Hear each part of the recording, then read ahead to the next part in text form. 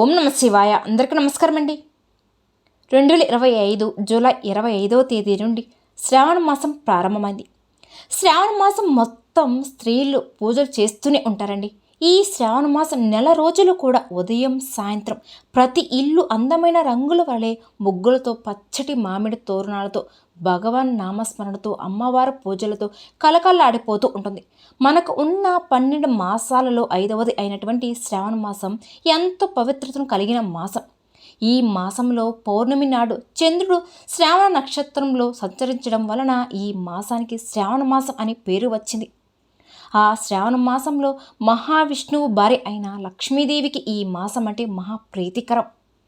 మహావిష్ణువు జన్మ నక్షత్రం శ్రావణ నక్షత్రం కావడం వలన ఆ పేరుతో ఏర్పడిన శ్రావణ మాసం మహావిష్ణువుకు పూజకు ఎంతో శ్రేష్టమైనది కూడా. ఈ మాసంలో అనేక పూజలు చేస్తారు. ఎన్నో శుభకార్యాలు, పెళ్ళిళ్ళు, వ్యాపారాలు, మంచి పనులు అన్నీ కూడా ఈ నెలలో చేయడం వల్ల మంచి శుభ ఫలితాలు కూడా ఇస్తుంది అని అందరూ కూడా నమ్ముతూ ఉంటారు. ఈ నెలలో అనేక వ్రతాలు కూడా చేస్తూ ఉంటారు. ఈ మాసంలో భక్తి శ్రద్ధలతో ఆచరించే ప్రతి పూజకు తగిన ప్రతిఫలం ఉంటుంది అని అంటారు పండితులు కూడా. అయితే ఈ శ్రావణ మాసం ప్రారంభమయ్యే లోపు ఈ 8 వస్తువులలో ఏదో ఒక వస్తువును మీ ఇంటికి తెచ్చుకుంటే చాలండి. మీకు 7 తరాలకు సరిపడ ఐశ్వర్యం వస్తుంది. కుబేరులుగా మారిపోతారు. లక్ష్మీదేవి మీ ఇంటికి వస్తుంది.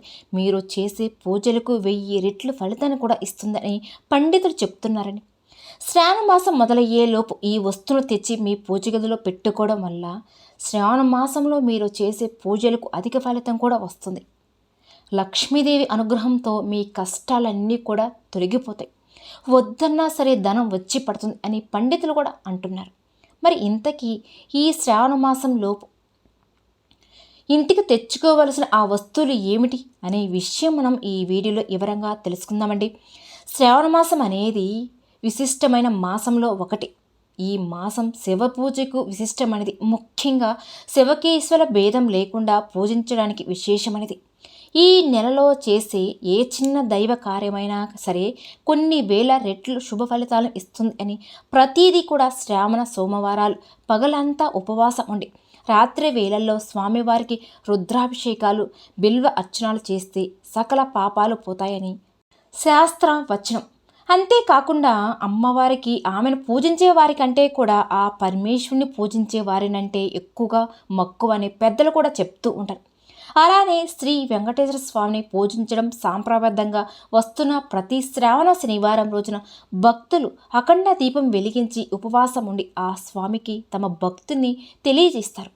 అలాగే మంగళగౌరి రథం, ఈ రథాన్ని గుర్తించి నారదుడు సావిత్రికి, శ్రీకృష్ణుడు ద్రౌపదికి తెలిపినట్టు పురాణాలు కూడా చెప్తూ ఉన్నాయి.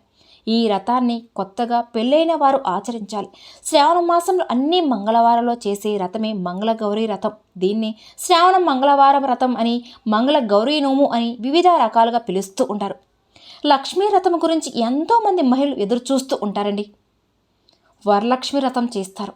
ఒకవేళ అప్పుడు వీలు కాకుంటే కనుక తర్వాత వచ్చే శ్రావణ శుక్రవారంలో ఏదైనా సరే ఒక వారం ఈ రథం ఆచరించుకోవచ్చు. పూజ మండపంలో నిండు కలశాన్ని ఏర్పాటు చేసుకుని దానికి వరలక్ష్మీదేవి ముఖ ప్రతిమను అలంకరించుకొని పూజ చేసుకోవాలి. ముత్తైదుల్ని పిలిచి తాంబూలం ఇస్తారు. ఈ పూజ వలన సౌభాగ్యం, సంతోషం, ధనధాన్యాలతో వర్ధిల్లుతారు. ఈ రథ గురించి స్వయంగా పరమశివుడు పార్వతీదేవికి వివరించినట్లు పురాణాలు కూడా చెప్తూ ఉన్నాయి. నాగపంచమి, శ్రీకృష్ణాష్టమి మహిళలకు ఎంతో ప్రీతికరమైన రాఖీ పండుగలు ఈ శ్రావణ మాసంలోనే వస్తూ ఉంటాయి. అలా ఈ మాసం అంతా కూడా పచ్చటి తోరణాలతో, పసుపు కుంకుమలతో, పిండి వంటలతో ప్రతి ఇల్లు కలకల్లాడుతూ ఉంటుందండి. ఇన్ని విశిష్టత కలిగిన శ్రావణ మాసం ప్రారంభమవుతుంది అనగానే మనకు ఒక తెలియని ఉల్లాసం కూడా మొదలవుతుందండి. అయితే అదే ఉత్సాహంతో శ్రావణ మాసం మొదలైన లోపు 8 వస్తువులు, ఏదో ఒక వస్తువుని ఇంటికి ఖచ్చితంగా తెచ్చుకోండి చాలండి. తరతరాల తరగని ఐశ్వర్యం వచ్చి పడుతుంది. కుబేరుగా మారడానికి అవకాశం అనేది ఉంటుంది అని శాస్త్ర పండితులు కూడా చెప్తూ ఉన్నారు. శ్రావణ మాసంలో ఇంటికి తెచ్చుకోవలసిన వస్తువులను మొట్టమొదటిది నెమలి ఈకలండి. ఈ నెమలి ఈకలను శ్రావణ మాసంలోపు ఇంటికి తెచ్చుకొని మీ పూజా మందిలో పెట్టుకుంటే మీ ఇంట్లో ఉన్న అశాంతి, నరఘోష, నరదిష్టి అన్నీ కూడా పోతాయి. లక్ష్మీదేవి మీ ఇంటికి వస్తుంది. శ్రీకృష్ణ పరమాత్ముడికి, వెంకటేశ్వర స్వామికి, సుబ్రహ్మణ్య స్వామికి, లక్ష్మీదేవికి నెమలి ఈకలు అంటే చాలా ఇష్టం కూడా. శ్రావణ మాసం వచ్చేలోపు కనీసం 3 నెమలి ఈకలు అయినా సరే తెచ్చుకొని మీ పూజా మందిరంలో పెట్టుకుంటే లక్ష్మీదేవి త్వరగా ప్రసన్నలవుతుంది. శ్రావణ మాసంలో చేసే పూజలకు త్వరగా ఫలితం కూడా వస్తుంది. కాబట్టి శ్రావణ మాసం మొదలయ్యేలోపు అందరూ కూడా ఖచ్చితంగా 3 నెమలి ఈకలను తెచ్చుకొని మీ పూజా మందిరంలో పెట్టుకోండి. ఇక ఆ తర్వాత వస్తువు రెండవది గోమాత విగ్రహం. శ్రావణ మాసం మొదలయ్యేలోపు ఒక ఆవు దూడ ఉన్న చిన్న విగ్రహాన్ని ఇంటికి తెచ్చుకుని మీ పూజ గదిలో పెట్టుకుంటే చాలండి, మంచిది. ఎందుకంటే గోవులు సకల దేవతల స్వరూపం. గోవులలో శ్రీ మహావిష్ణువు దేవి ప్రతినిత్యం కొలువై ఉంటారు. గోవు బొమ్మను పూజించడం వల్ల సకల శుభాలు కూడా కలుగుతాయండి. లక్ష్మీదేవి యొక్క అనుగ్రహం కలుగుతుంది. గోమాతను శ్రావణ మాసం వచ్చేలోపు ఖచ్చితంగా తెచ్చుకొని ఈ శ్రావణ మాసం వచ్చే శుక్రవారం రోజున పాలతో గనక అభిషేకం చేసినట్లయితే గనక లక్ష్మీ అమ్మవారి యొక్క అనుగ్రహం పరిపూర్ణంగా సిద్ధింప చేసుకోవచ్చు. కాబట్టి శ్రావణ మాసం వచ్చేలోపు అందరూ కూడా గోవు అమ్మ ఖచ్చితంగా తెచ్చుకొని మీ పూజా మందిరంలో పెట్టుకోండి. ఇక ఈ శ్రావణ మాసం మొదలయ్యేలోపు ఇంటికి తెచ్చుకోవాల్సిన వస్తువు మూడవది ఏమిటి అంటే దక్షిణారుత శంఖం అండి. శ్రావణ మాసంలోపు దక్షిణారత శంఖాన్ని తెచ్చుకొని మీ పూజ గదిలో పెట్టుకొని శ్రావణ మాసంలో ఆ శంఖంలో నీళ్లు పోసి ఆ నీటితో శివయ్యకు, విష్ణుమూర్తికి కానీ పాలాభిషేకం చేస్తే కనుక మీకున్న సమస్యలన్నీ కూడా పటాపంచులు అవుతాయండి. మీకు అష్టైశ్వర్యాలు సిద్ధిస్తుంది. అలానే శంఖాలు అనేవి సముద్రంలో దొరుకుతాయి. సముద్రం అంటే లక్ష్మీదేవి పుట్టినిల్లు, శ్రీ మహావిష్ణువుకు అత్తారిల్లు. శంఖాలు సముద్రంలో పుట్టాయి, లక్ష్మీదేవికి సోదరులు అవుతాయి. కనుక శ్రావణ మాసం వచ్చేలోపు ఒక దక్షిణారత శంఖాన్ని తెచ్చుకొని మీ పూజా మందిరం పెట్టుకుంటే మీకు అన్ని విధాలుగా కూడా శుభాలే జరుగుతాయి. ఇక నాలుగో వస్తువు ఏమిటి అంటే లక్ష్మీ గవలండి. వెనక్కి తిప్పినప్పుడు పసుపు రంగులో ఉండే గవలను లక్ష్మీ గవలు అంటారు. ఈ లక్ష్మీ గవలను కనీసం ఒక 9 అయినా సరే శ్రావణ మాసం లోపు తెచ్చుకొని మీ పూజ గదిలో పెట్టుకొని, అంటే ఒక ప్లేట్లో వేసి మీ పూజా మందిరంలో పెట్టుకోవాలి.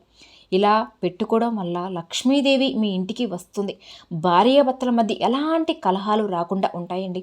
దంపతుల మధ్య ఐక్యతం కూడా పెరుగుతుంది. అన్యోన్యత దాంపత్యం ఉంటుంది. ధనానికి ఎటువంటి లోటు అనేది కూడా రాదండి. అంతేకాకుండా మీరు చేసే ప్రతి పూజకు కూడా ఫలితం అనేది వస్తుంది. ఇక శ్రావణ మాసం మొదలయ్యేలోపు తెచ్చుకోవాల్సిన 5వ వస్తువు ఏమిటి అంటే గోమతి చక్రాలు. 9 గోమతి చక్రాలు తెచ్చుకొని మీ పూజ గదిలో పెట్టుకుంటే చాలండి. ఈ ప్రపంచంలో ఉన్న అన్ని గోవులు పూజించినంత ఫలితం అనేది వస్తుంది. గోమతి చక్రాలు మహాశక్తివంతమైనవి, లక్ష్మీదేవికి చాలా అంటే చాలా ఇష్టమైనవి కూడా. కాబట్టి శ్రావణ మాసం వచ్చేలోపు 9 గోమతి చక్రాలు తెచ్చుకొని ఒక ప్లేట్లో వేసి పూజా మందిరంలో పెట్టుకొని ఖచ్చితంగా లక్ష్మీ కటాక్షం సిద్ధిస్తుందండి. ఇక 6వ వస్తువు ఏమిటి అంటే తామర గింజలండి. శ్రావణ మాసంలోపు కొన్ని తామర గింజలు తెచ్చి పెట్టుకోండి, తరతరాలకు తరగని ఆస్తి వస్తుంది. అలానే ఇక శ్రావణ మాసం వచ్చేలోపు లక్ష్మీదేవికి ఎంతో ఇష్టమైన వస్తువులండి కాటుక, చిన్న అద్దము, దువ్వెన, పసుపు, కుంకుమలు, గాజు ఇవన్నీ కూడా చిన్న ప్యాకెట్లో వేసి పూజా స్టోర్ రూమ్లో అమ్ముతారండి. ఇవి అంటే లక్ష్మీదేవికి చాలా ప్రీతి. కాబట్టి శ్రావణ మాసం వచ్చేలోపు కొన్ని తెచ్చి మీ పూజ గదిలో ఒక ముగ్గు వేసి ఆ ముగ్గు మీద పెట్టండి. ఇలా పెట్టడం వల్ల రాత్రిపూట అమ్మవారు వచ్చి ఆ 4 సామాన్లు ధరిస్తుంది, పొంగిపోయి ప్రసన్నరాలవుతుంది. ఇక శ్రావణ మాసం వచ్చేలోపు భగవద్గీత అండి. ఇప్పటి వరకు దేవుడి గదిలో పెట్టుకోకపోతే తప్పకుండా శ్రావణ మాసం వచ్చేలోపు ఖచ్చితంగా భగవద్గీత తెచ్చి పెట్టుకోండి, చాలా మంచి జరుగుతుంది. శ్రావణ మాసం వచ్చేలోపు ఈ వస్తువులు ఏదో ఒక వస్తువు తెచ్చుకున్న తరతరాలకు తరగని ఐశ్వర్యం వస్తుంది. లక్ష్మీదేవి అనుగ్రహంతో కుబేలుగా మారిపోతారు. ఈ వస్తువులు ఉన్నవారు తెచ్చుకోవలసిన పని లేదండి, లేనివారు మాత్రం ఖచ్చితంగా తెచ్చుకోవాలండి. అలా తెచ్చుకోవడం వల్ల శ్రావణ మాసంలో మీరు చేసే పూజలకు కూడా అధిక ఫలితం అనేది కూడా వస్తుంది. కాబట్టి ప్రతి ఒక్కరు కూడా శ్రావణ మాసంలోనే ప్రతి ఇంట్లో లక్ష్మీదేవి తిరుగుతున్నట్టుగా అనిపిస్తుంది. మన ఈ తెలుగు రాష్ట్రాల్లో నెల రోజులు ఉదయం సాయంత్రం ప్రతి ఇల్లు కూడా అందమైన ముగ్గులతో కూడా పచ్చని మామిడి తోరణాలతో కూడా భగవాన్ నామస్మరణతో అమ్మవారి పూజలతో కలకలాడుతూ ఉంటుంది. అయితే ఈ శ్రావణ మాసం వచ్చేలోపు మీ పూజ గదిలో గనక ఈ వస్తువులు ఉంటే తీసి తక్షణం బయటపడండి. లేదంటే మీకు అరిష్టమండి, లక్ష్మీదేవి మీ ఇంటికి రానే రాదు. ఎందుకంటే ఏ ఇంట్లో అయినా సరే జ్యేష్ఠాదేవి లక్ష్మీదేవి ఒకే చోట ఉండరు కాబట్టి ఇలాంటి వస్తువులు ఉంటే గనక లక్ష్మీదేవి రానే రాదు, జ్యేష్ఠాదేవి దిష్ట వేసుకుని కూర్చుంటుంది. కాబట్టి పూజా మందిరం అనేది ప్రతి ఇంట్లో ఉంటుంది. మన శరీరంలో గుండె ఎంత ప్రధానమైందో మన ఇంట్లో ఉండే పూజా గది కూడా అంతే ప్రధానమైంది. అయితే ఇందులో కొన్ని వస్తువులు పెట్టడం ద్వారా దేవుడి అనుగ్రహం అనేది మనకు కనబడకుండా పోతుందండి. అంటే కొన్నిసార్లు మనం ఎన్ని పూజలు చేసినా, ఎన్ని వ్రతాలు చేసినా, ఎన్ని నోములు నోచినా సరే, ఉపవాసం చేసిన భగవంతుడికి భక్తితో ఆరాధించిన భగవంతుడు అనుగ్రహం అనేది కలగదు. ఎంత దేవుణ్ణి ఆరాధించిన కోరికలు అనేవి తీరవు. ఇలా జరగడానికి కారణం మనం చేసే కొన్ని పొరపాట్లు, చిన్న తప్పులే. మనం చేసే ఈ చిన్న తప్పుల వల్ల భగవంతుడు మన పూజ మందిరాన్ని విడిచి వెళ్ళిపోతాడండి. ఈ వస్తువులను మీ పూజ గదిలో నుండి ఉంటే తీసి బయటపడండి. అప్పుడే దేవత శక్తులు, లక్ష్మీదేవి మీ ఇంట్లోకి వస్తుంది. మీరు చేసే పూజలకు ఫలితాలను కూడా ఇస్తుంది. శ్రావణ మాసం వచ్చేలోపు అందరూ ఒక్కసారి మీ పూజ గదిని క్లీన్ చేసుకోండి. ముఖ్యంగా దుమ్ము ధూళి బూజులు ఏమీ లేకుండా తులపండి. అలానే ఈ వస్తువులు కూడా శ్రావణ మాసం లోపు మీ పూజ గది నుండి తప్పకుండా తొలగించేయడానికి ప్రయత్నం చేయండి. లేదంటే మీ ఇంటికి అరిష్టం పట్టుకుంటుంది. కాబట్టి శ్రావణ మాసం వచ్చేలోపు మీ పూజ గది నుండి తొలగించుకోవాల్సిన ఆ వస్తువులు ఏమిటి అనే విషయం మనం ఇప్పుడు ఈ వీడియోలో వివరంగా తెలుసుకుందామండి. ఎప్పుడైనా సరే మనం ఏ పూజ చేసినా, ఏ పరిహారం చేసినా సరే కొన్ని నియమాల ప్రకారం చేయాలండి. అలా చేస్తేనే మనకి ఆ ప్రతిఫలం అనేది వస్తుంది. మొదటిగా మీరు పూజ గదిలో చిత్రపటం అంటే చనిపోయిన వారి యొక్క ఫోటోలు కానీ పెట్టకూడదండి. మీ ఇంట్లో ఎవరైనా సరే చనిపోతే కొంతమంది వారి యొక్క చిత్రపటాలు తెచ్చి పూజ మందిరంలో పెట్టుకుంటూ ఉంటారు. కానీ అది పెద్ద పొరపాటు. తల్లిదండ్రులే కదా, వాళ్ళు దేవులతో సమానమని వారి ఫోటోలు కూడా పూజ మందిరంలో పెట్టి పూజలు చేస్తూ ఉంటారు. అందరూ కాదండి, కొంతమంది. కానీ అది పెద్ద పొరపాటండి. ఎందుకంటే పితృదేవతలు ఉన్న చోటకు దేవతలు, దేవుళ్ళు ఉన్న చోట పితృదేవతలు రారు. అందుకే పితృ కార్యాలు చేసేటప్పుడు దేవతలు ఆహ్వానించే పనులు చెయ్యరు. ఇంటికి తోరణం కట్టరు, ముగ్గు వేయరు, గంట మోగించరు. కాబట్టి చనిపోయిన పితృదేవతల ఫోటోలు మీ పూజ గదిలో పెడితే దేవత పూజ గదిలో ఉండరు, వెళ్ళిపోతారని. ఆ తర్వాత మనం ఎంత చేసినా ఏ ప్రయోజనం ఉండదు. కాబట్టి పితృదేవతల యొక్క ఫోటోలు కనుక మీ పూజా మందిరంలో ఉంటే ఈ శ్రావణ మాసం వచ్చేలోపు తీసి ఎక్కడైనా సరే వేరే చోట పెట్టండి. మీ పూజ గదిలో ఉండకూడదు. ఇక రెండో వస్తువు ఏమిటంటే ఇనుప సామాన్లు అండి. అంటే కత్తి, సుత్తి, మేకు లాంటివి మీ పూజ గదిలో పెట్టుకోకూడదు. కొంతమంది ఏంటంటే కొబ్బరికాయలు కొట్టుకోవడానికని, తీసుకోవడానికని, పీస్ తీసుకోవడానికని పూజ గదిలో పెట్టుకుంటూ ఉంటారు. కానీ అలా ఎప్పుడు పెట్టుకోకూడదండి. ఎందుకంటే ఇనుపు అనేది దారిద్ర దేవతకు ప్రతినిధి. జ్యేష్ఠాదేవికి గజ్జెల తల్లి అనే పేరు ఉంటుందండి. గజ్జెల తల్లి పేరు ఎందుకు? ఇనుప సామాన్లతో సమానం. పూజ గదులు ఎప్పుడు కూడా ఇనుప వస్తువులు పెట్టకండి అని పెద్దలు చెప్తూ ఉంటారు. ఇనుపకు బదులుగా రాగి లేదా ఇత్తడి మేకులు వాడితే చాలా మంచిది. మీరు ఆల్రెడీ ఇనుప మేకులతో ఫోటోలు ఉంటే గనక ఆ ఫోటోలు తీయడానికి వీలుంటే, లేకపోతే ఆ మేకులకు కూడా కొంచెం పసుపు రాసి గంధం రాయండి. దీని ద్వారా మీకు ఏ దోషం కూడా ఉండదు. ఎందుకంటే పసుపు అనేది లక్ష్మీదేవికి ఎంతో ఇష్టం కాబట్టి, చాలా మంగళకరమైనది కాబట్టి. ఇక మీ పూజ గదిలో ఉండకూడని మూడో వస్తువు ఏమిటి అంటే పగిలిన ఫొటోస్ అండి. కొన్ని దేవతా పటాలు పగిలిపోయి ఉన్నా, ఫ్రేమ్స్ పాడైపోయి ఉన్నా, ఫోటో లోపల ఉండే దేవత ఫోటో కొంచెం అంటే మాసిపోయి ఉన్నా, తడిచిపోయి ఉన్నా, కాలిపోయి ఉన్న అటువంటి పాత్ర చిత్రపటాలు మీ పూజ మందిరం ఉంటే కనుక వాటిని తక్షణమే పూజ గదిలో నుండి తొలగించండి. ప్రేమ లోపల ఉండే పేపర్ను కూడా చాలా నీట్గా ఉండేలాగా చూసుకోండి. ఇక ఆ తర్వాత చాలామంది అండి దేవుడి ఫొటోస్ తొడవడానికి పాతవి, చినిగిపోయినవే పంచెలు, టవల్స్ పూజా మందిరంలో పెట్టేసి వాడుతూ ఉంటారు. కానీ ఎట్టి పరిస్థితుల్లో కూడా చినిగిపోయినవి కానీ పూజ గదిలో పెట్టుకోకూడదు. అలా చేస్తే లక్ష్మీదేవి ఉండదండి, విడిచిపెట్టి వెళ్ళిపోతుంది. మరి ఎలా శుభ్రం చేయాలంటే కచ్చీపులు కానీ, నాప్కిన్ కానీ తెచ్చుకొని ఫ్రెష్గా ఉన్న క్లాత్లు మాత్రమే వాడుకోవాలండి. మీ పూజ గదిలో పెట్టి వాటితో ఫోటోస్ శుభ్రం చేసుకుంటే సరిపోతుంది. అలాగే ఒకే రకమైన దేవతామూర్తులు పూజ గదిలో పెట్టుకోకూడదు. ఒకే దైవానికి సంబంధించిన మీ పూజ గదిలో దేవుడి విగ్రహాలు కానీ, పటాలు కానీ ఉంచుకోకూడదండి. గణపతి విగ్రహం ఉంది అనుకోండి, అదే రకం ఉన్న గణపతి విగ్రహాన్ని ఇంకొకటి పెట్టుకోకూడదు. ఒక అమ్మవారి ఫోటో ఉండగా మళ్ళీ అలాంటి ఇంకొక అమ్మవారి ఫోటో పెట్టుకోకూడదు. ఒకే రకమైన 2 దేవతామూర్తులు ఉన్న ఒకే రకమైన ఫోటోలు ఎట్టి పరిస్థితుల్లో ఉండకూడదండి. ఉంటే ప్రమాదకరమే. కాబట్టి ఒకటి కంటే ఎక్కువ ఫోటోలు గనక ఉంటే గనక ఈ శ్రావణ మాసం వచ్చేలోపు ఈ అమావాస్యని తీసి ఎక్కడైనా సరే మీ గుడిలో ఒక ప్రాంగణంలో ఉంటే అక్కడ పెట్టేసింది. అలానే చినిగిపోయిన పుస్తకాలు, నల్లని వస్త్రాలు మీ పూజ గదిలో పెట్టుకోకూడదండి. వీటితో పాటు వాడిపోయిన పూలు కూడా మీ పూజ మందులో పెట్టుకోకూడదు. అంటే ఈరోజు పూలతో పూజ చేస్తే కనుక ఈరోజే వాటిని తీసివేయాలి.